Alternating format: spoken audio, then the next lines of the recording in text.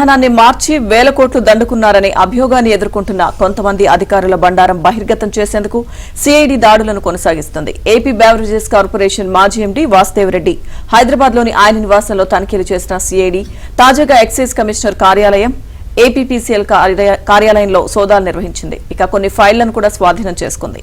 వివిధ ప్రాంతాల్లో నిర్వహించిన దాడుల్లో స్వాధీనం చేసుకున్న కీలక సమాచారం ఆధారంగా దర్యాప్తును కొనసాగించాలని ప్రభుత్వం నిర్ణయించింది.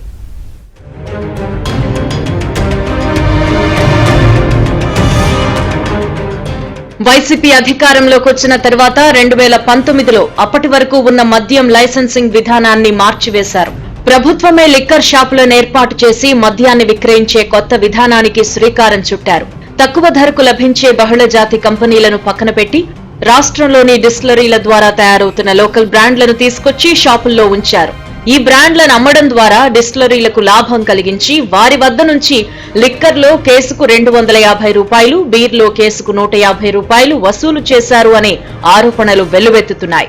రైల్వేలోని ఐఆర్టీఎస్ విభాగానికి చెందిన అధికారిగా ఉన్న వాసుదేవరెడ్డిని తీసుకొచ్చి ఏపీ బెవరేజెస్ కార్పొరేషన్ ఎండీగా పదవీ బాధ్యతలు అప్పగించారు. ఆయనతో పాటు మరో 3 అధికారులను కూడా రైల్వే నుంచి తీసుకొచ్చి బాధ్యతలు అప్పగించి అధికార పార్టీ నేతలకు లబ్ధి కలిగే విధంగా వ్యవహారం నడిపించారు.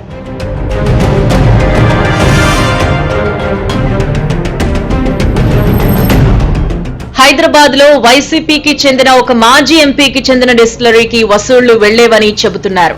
మొత్తంగా 5 సంవత్సరాల పాటు నిరాటంకంగా ఈ వసూళ్ల దందా కొనసాగింది. ఇటీవల జూన్ 4వ తేదీన రాష్ట్రంలో ఎన్నికల ఫలితాలు వెలువడిన సాయంత్రం వాసుదేవరెడ్డి తన కారులో ఫైళ్లు, కంప్యూటర్లు తీసుకువెళుతూ ఉండగా చూశానని, వెంటనే దర్యాప్తు జరపాలని గద్దె శివకృష్ణ ఫిర్యాదు చేశారు. ఈ మేరకు సిఐడి అధికారులు కేసు నమోదు చేసి హైదరాబాద్ లో వాసుదేవరెడ్డి నివాసంలో ఒక రోజంతా తనిఖీలు నిర్వహించింది. కీలక సమాచారాన్ని ఈ తనిఖీల్లో సేకరించినట్లు తెలుస్తోంది. వాసుదేవరెడ్డిని ఎన్నికలకు ముందే కేంద్ర ఎన్నికల కమిషన్ బెవరేజెస్ కార్పొరేషన్ ఎండీ బాధ్యతల నుంచి తప్పించింది. దర్యాప్తులో భాగంగా విజయవాడకు సమీపంలోని ప్రసాదంపాడులో ఎక్సైజ్ కమిషనర్ కార్యాలయంలో, ఏపీ బెవరేజెస్ కార్పొరేషన్ కార్యాలయాల్లో సిఐడి తనిఖీలు నిర్వహించింది. శని, ఆదివారాలు సెలవు దినాలైనప్పటికీ కొంతమంది అధికారులను పిలిపించి తమకు కావలసిన సమాచారాన్ని సేకరించారు. ఆదివారం కూడా ఈ తనిఖీలు కొనసాగాయి. మద్యం అమ్మకాలు, కొనుగోళ్లు, ఏ డిస్టిలరీలకి ఎంత ఆర్డర్ ఇచ్చారు, కొన్ని డిస్టిలరీలను తయారు చేసే వారికి ఎక్కువ ఆర్డర్లు ఇవ్వడం, మిగతా వారిని పక్కన పెట్టడం వంటి అంశాలపై కూడా సిఐడి ఆరా తీసింది. వీరు ఎక్సైజ్ కమిషన్ కార్యాలయం నుంచి కీలక డేటాను సేకరించారు అని సమాచారం.